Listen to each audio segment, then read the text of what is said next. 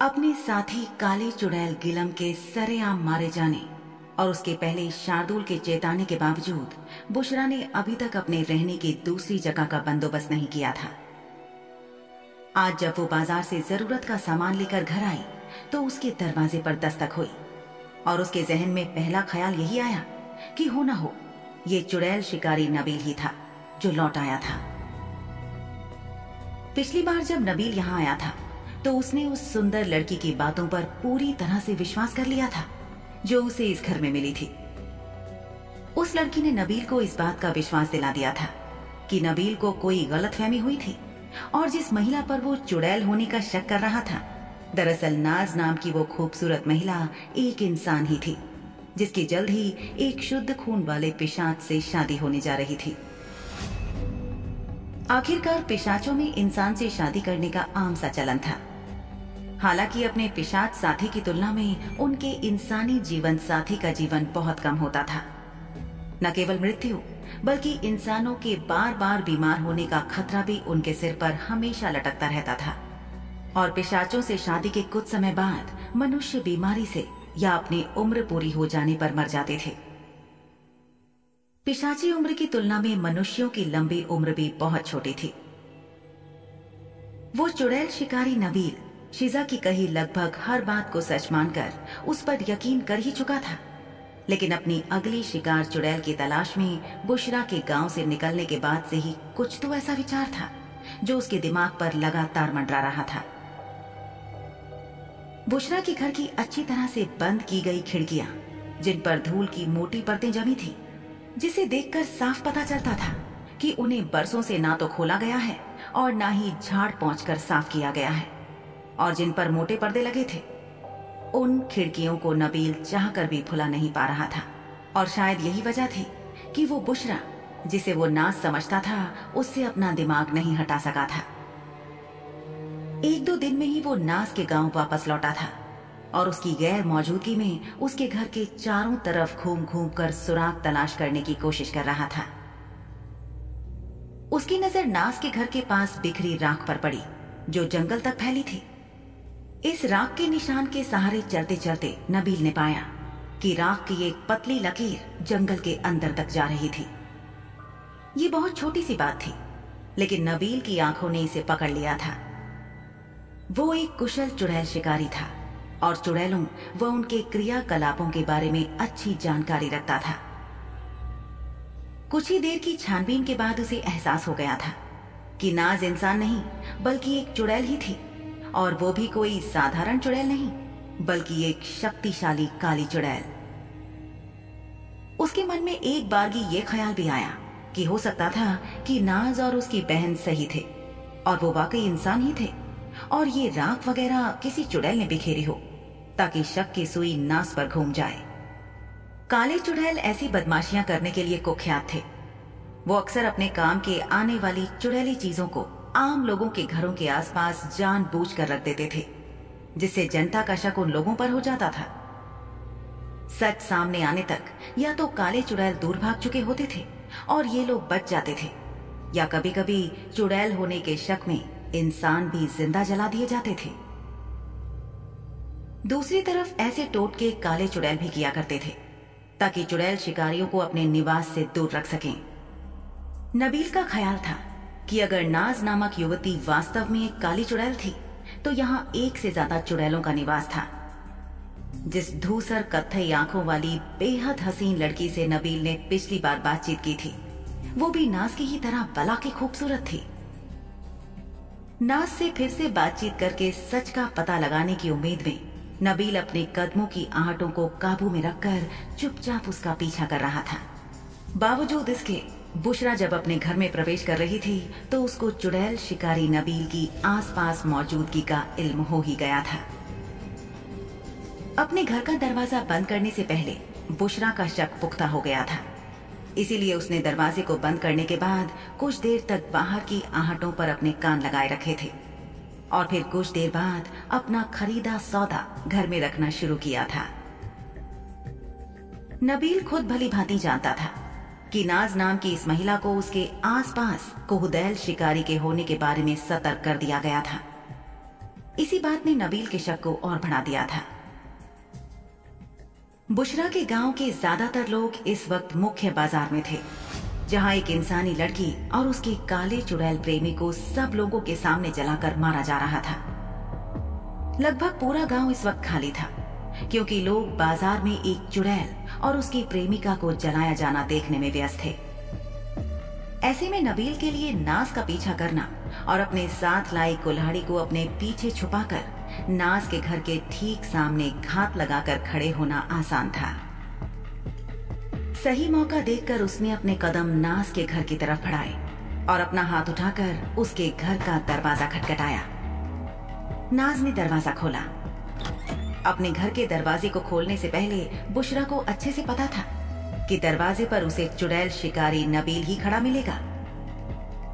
दरवाजा खोलकर उसने अपने चेहरे पर आश्चर्य के भाव लाकर नबील को ऐसे देखा जैसे वो उसके आने की बिल्कुल भी उम्मीद नहीं कर रही थी, और वो उसे देखकर चौंक गई थी। नाज ने आंख उठाकर देखा कि ये आदमी अपनी उम्र के तीसरे दशक में था और उसके भूरे बाल उसके सिर पर चिपके हुए थे और कुछ लटें उसके माथे पर बिखरी हुई थी। जी हाँ, मैं ही नाज हूँ। कहिए, मैं आपकी क्या मदद कर सकती हूँ? मुझे तुमसे कुछ पूछना था। तुम्हारी छोटी बहन वो यहीं रहती है ना? हाँ, वो हाल ही में यहाँ से गई है। हाँ, वो तो मैं देख ही रहा हूँ। नबील ने अपना सिर ऐसे हिलाया जैसे कि बात के सिरे पकड़ने की कोशिश कर रहा हो। उसने नाज की छोटी बहन को आसपास न पाकर अपने चेहरे पर थोड़ी निराशा के भाव लाते हुए पूछा, अगर मैं अंदर आकर एक गिलास पानी का पी लूं तो आपको कोई आपत्ति तो नहीं होगी? बुशरा अच्छे से जानती थी कि इस आदमी को पानी वानी कुछ नहीं पीना था। ये केवल बुशरा के घर में आकर उसके चुड़ैल होने की पुष्टि करना चाहता था। ये परिस्थिति बुशरा के लिए एक दोधारी तलवार जैसी थी। नबील को घर के अंदर आने से मना करने का मतलब था उसके शक को और बढ़ावा देना, और उसे अंदर आने देने का मतलब था अपने पांव पर खुद ही कुल्हाड़ी मारना, क्योंकि उसकी शातिर नजरें घर में सुराग खोजने का ही काम करती।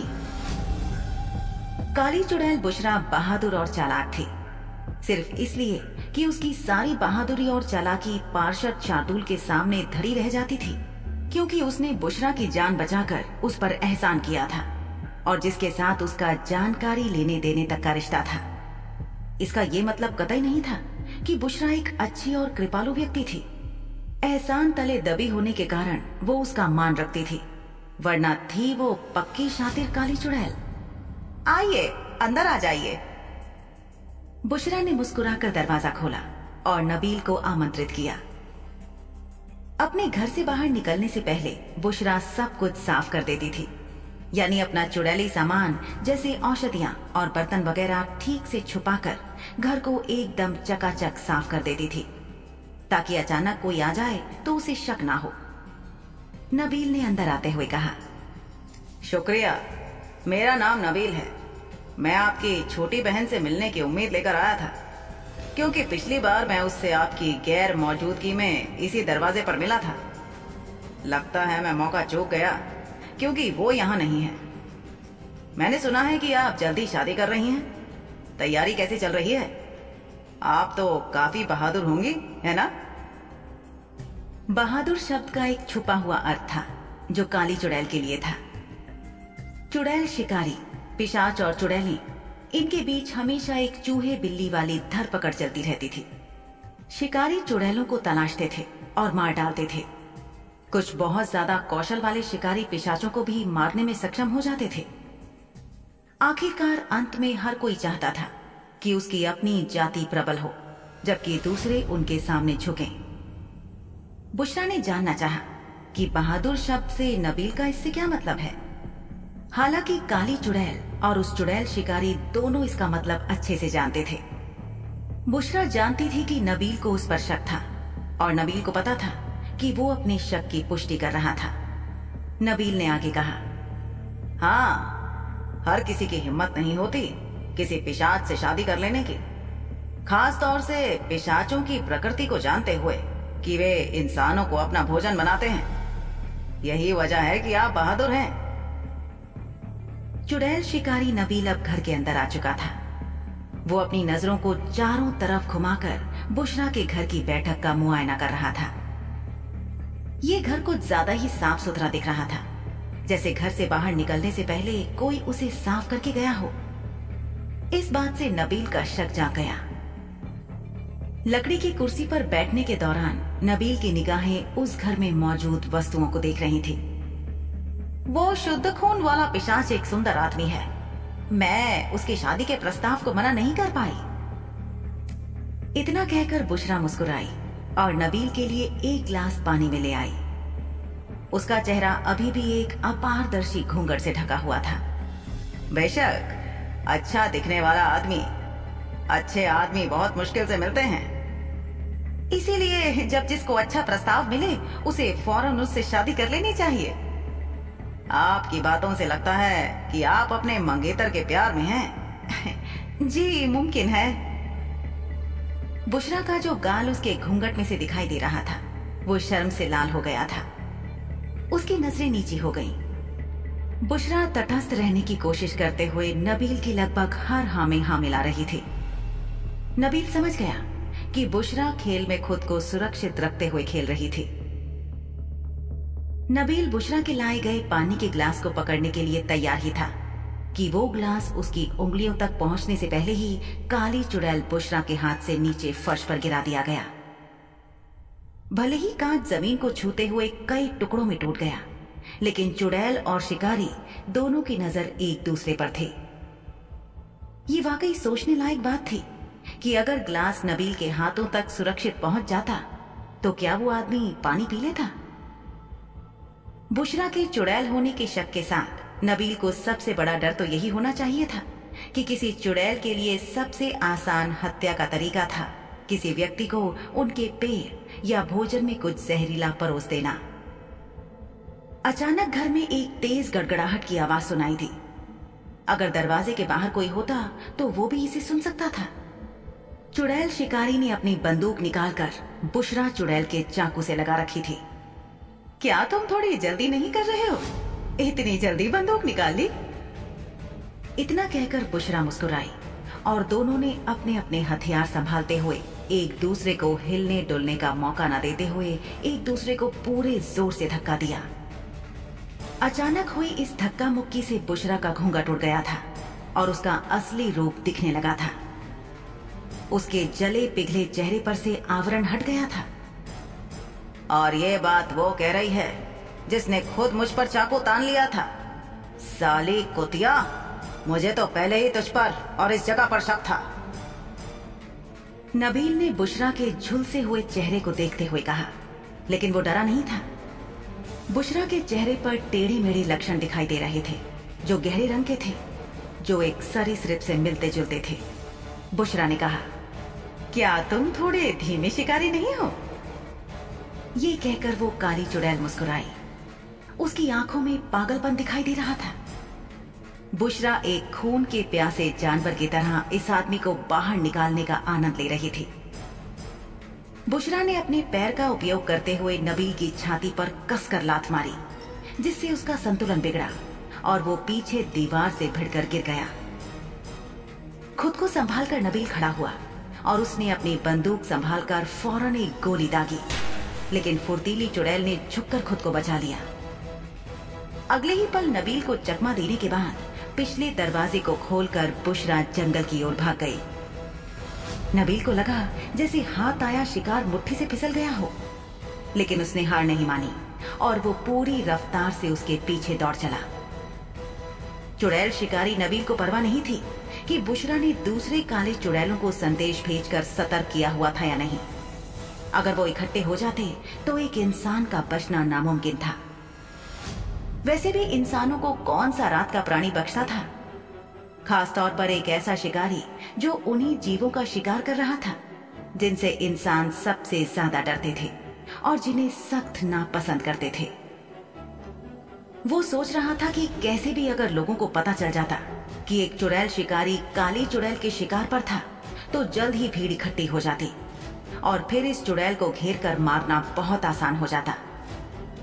लोगों के सामने पहचान उजागर होने के बाद एक चुड़ैल को कभी भी दूसरा मौका नहीं दिया जाता था, फिर चाहे वो सफेद चुड़ैल हो या फिर काली चुड़ैल।